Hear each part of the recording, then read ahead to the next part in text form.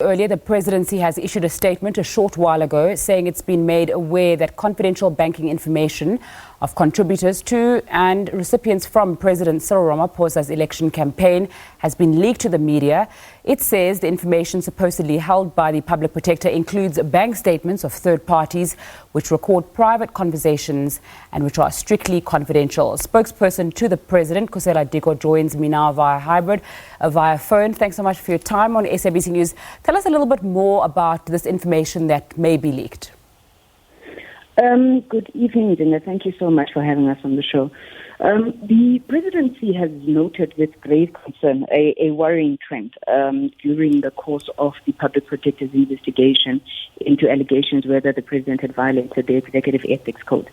Now, most recently, I think as recent as yesterday, a private confidential correspondence that was sent by the president's legal representatives to the court copying the public protector was on social media. In that correspondence, the president was asking the court to keep certain records that the public protector would have in her possession away from the public. And the reason he requested this was, firstly, those are third-party transactions. I mean, it's third-party bank accounts. You know, it's lawyers' accounts, it's a trust.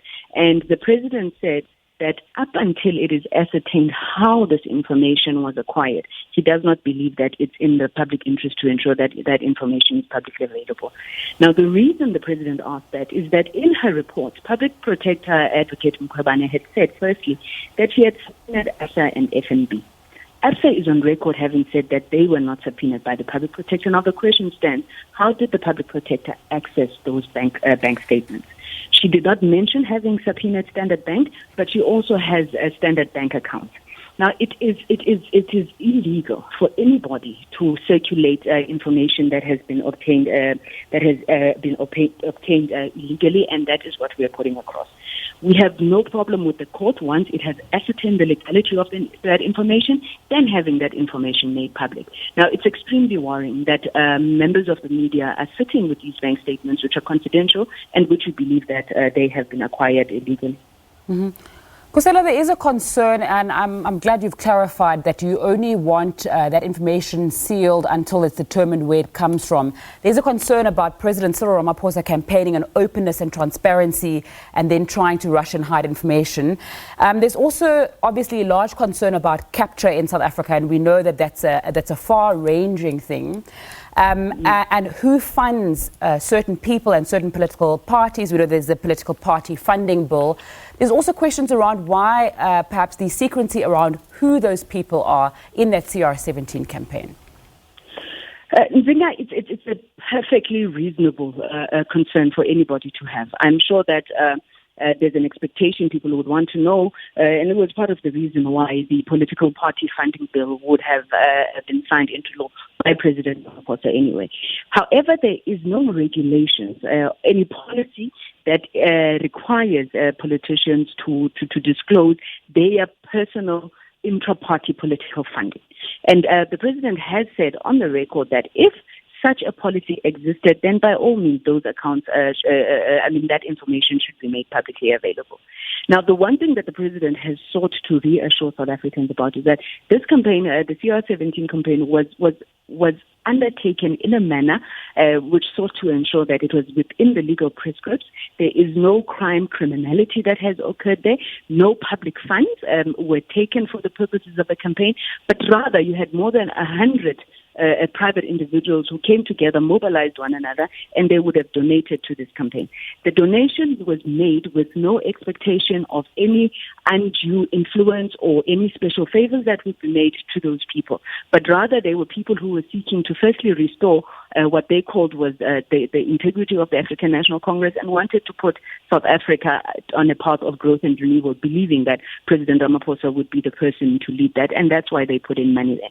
Now, as we have indicated time and again, that never before has there been such scrutiny of this public campaign, and if of a political party, intra-political party campaign.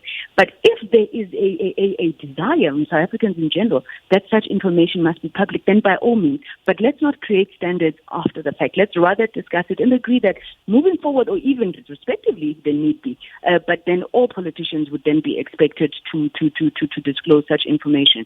We have also called on anybody who donated to the CR17 campaign that if they feel that they would want to speak about why they donated to the campaign, by all means they must do that. But the president has sought to respect the fact that their donations were made on a confidential basis and there was no regulation compelling them to be disclosed. Okay, I just want to read out a part of your statement. You say the selective circulation of this banking information is intended to clearly cast aspersions on the president and follows the recent report of the public protector in which there was a substantial focus on the funding of the CR17 campaign.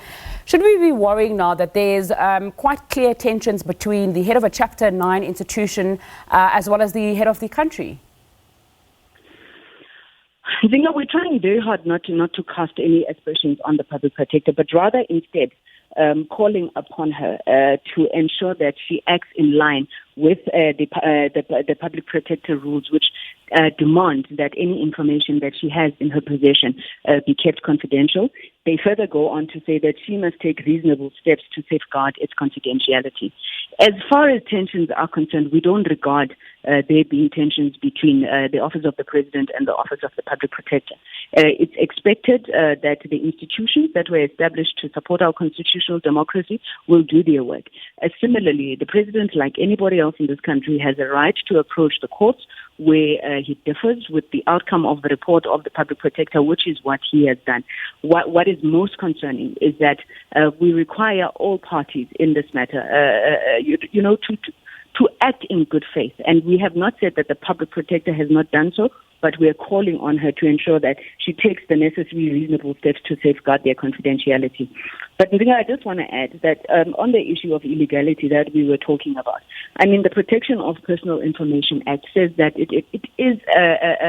it's illegal for anybody. When you speak about the right to privacy, it includes the right to be protected against any unlawful collection or dissemination of personal information. And we sincerely hope that when the court sits on this matter, it will be found that those documents that the public protector has in her possession were obtained legally, as it would be a gross abuse of the Office of the Public Protector to use any information that is collected in an illegal manner.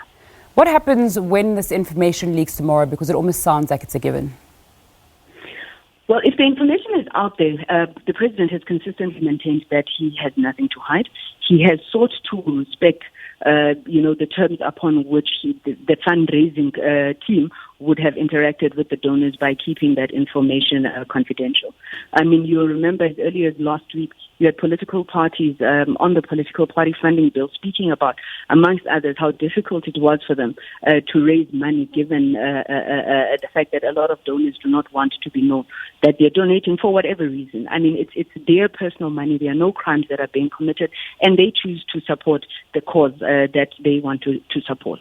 So as the information unfortunately comes out in a manner that is extremely unbecoming, the president and all the people who participated in the campaign have nothing to hide, and they continue to be unapologetic and stand by the stance that they had taken, believing that the president still remains the correct person to put this country on a path of growth and renewal. Khusela Diko, presidential spokesperson, joining us on the line. There are allegations that there is going to be banking information around that CR17 campaign leaked tomorrow.